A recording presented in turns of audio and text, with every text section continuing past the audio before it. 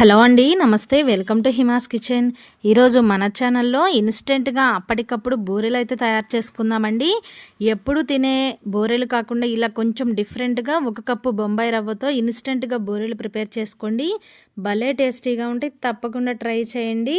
ఈ బూరెలు ప్రిపేర్ చేసుకోవడం కోసం ముందుగా స్టవ్ ఆన్ చేసుకొని ఒక కడాయి పెట్టుకోండి. ఇప్పుడు కొలత కోసం కప్పు కానీ లేదా ఏదైనా ఒక గ్లాస్ తీసుకోండి. నేనైతే ఇక్కడ ఈ కప్పుతో 2 కప్పుల వరకు నీళ్ళనైతే తీసుకుంటున్నాను. ఇలా 2 కప్పుల నీళ్ళను కడాయిలో పోసుకొని హై ఫ్లేమ్లో నీళ్ళను కొంచెం మరగనివ్వాలండి. నీళ్లు కొంచెం ఈ విధంగా మరిగిన తర్వాత మనం ఏ కప్పుతో నీళ్లు తీసుకున్నామో అదే కప్పుతో 3/4 కప్పు వరకు తురిమిన బెల్లం వేసుకోండి. బెల్లం వేసిన తర్వాత ఒకసారి మొత్తం బాగా కలుపుకోండి. ఈ బెల్లం మనకి కరిగితే సరిపోతుందండి, పాకం రావాల్సిన అవసరం లేదు.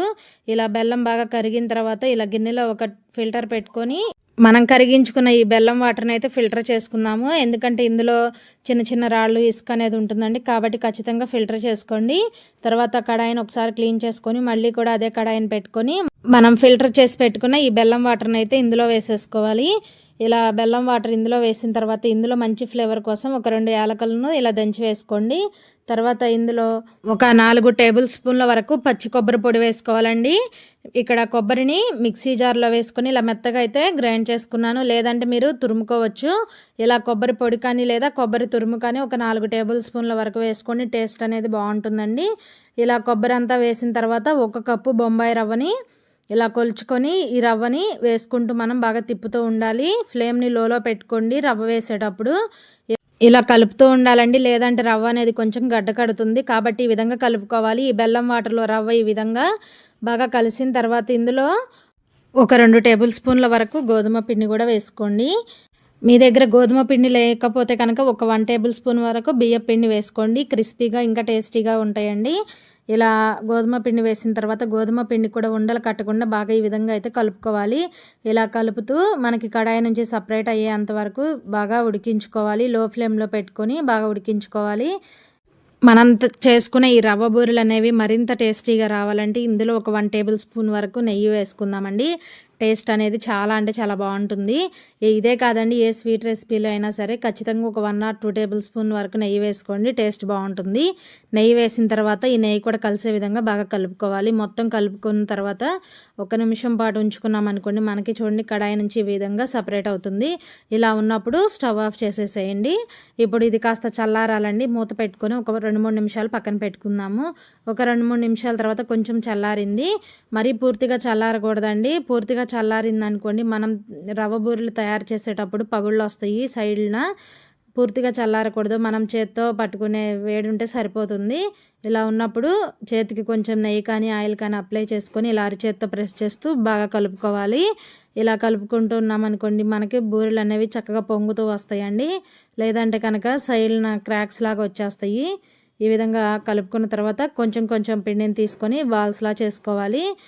ఇక్కడ నేనైతే మామూలుగా బూరెల్లా చేస్తున్నా కాబట్టి ఇంత సైజు అయితే తీసుకున్నానండి. ఇంకా మీరు పిల్లలకి స్నాక్స్ బాక్స్లో పెట్టాలి అనుకుంటే కనుక చిన్న చిన్నవి చేసుకున్నారనుకోండి, అవి కూడా బాగుంటాయి.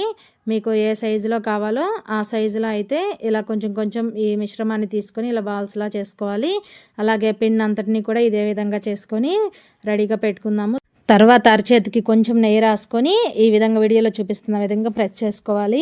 మీకు ఈ బూరెలు అనేవి ఇలా ఈ సైజులో ఉంటే సరిపోతాయండి. లేదా ఇంకా చిన్నవిగా కావాలన్నా లేదా పెద్దవిగా కావాలన్నా పిండి అనేది ఎక్కువ తక్కువ తీసుకుంటూ మీకు నచ్చిన సైజులో అయితే ఇవి తయారు చేసుకొని రెడీగా పక్కన పెట్టుకోండి. తర్వాత స్టవ్ ఆన్ చేసుకొని కడాయి పెట్టుకొని ఇందులో డీప్ ఫ్రైకి సరిపడా ఆయిల్ పెట్టుకొని ఆయిల్ కాస్త హీట్ అయిన తర్వాత ఫ్లేమ్ని మీడియంలోకి అడ్జస్ట్ చేసుకొని మనం తయారు చేసుకున్న వీటిని వేసుకోవాలండి. ఒక్కొక్కటిగా ఆయిల్కి ఎన్ని అయితే సరిపోతాయో అన్నిటినీ వేసుకోవాలి. వేసిన వెంటనే గరిటె అయితే అసలు పెట్టొద్దండి.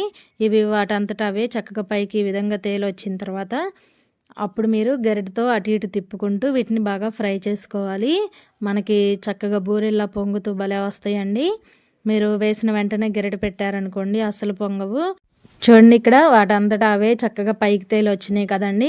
ఇప్పుడు గరిటె తీసుకొని అటు ఇటు తిప్పుకుంటూ వీటిని మంచి గోల్డెన్ బ్రౌన్ కలర్ వచ్చేంత వరకు చక్కగా ఫ్రై చేసుకుందాము. పైన క్రిస్పీగా లోపల సాఫ్ట్గా భలే టేస్టీగా ఉంటాయండి.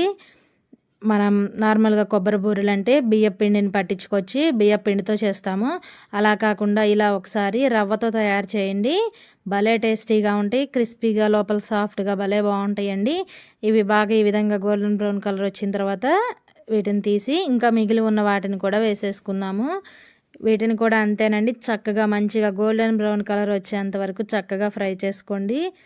భలే టేస్టీగా ఉంటాయి. ఎప్పుడు తినే బూరెలు కాకుండా ఇలా కొంచెం డిఫరెంట్గా 1 కప్పు రవ్వతో బూరెలు ప్రిపేర్ చేసుకోండి.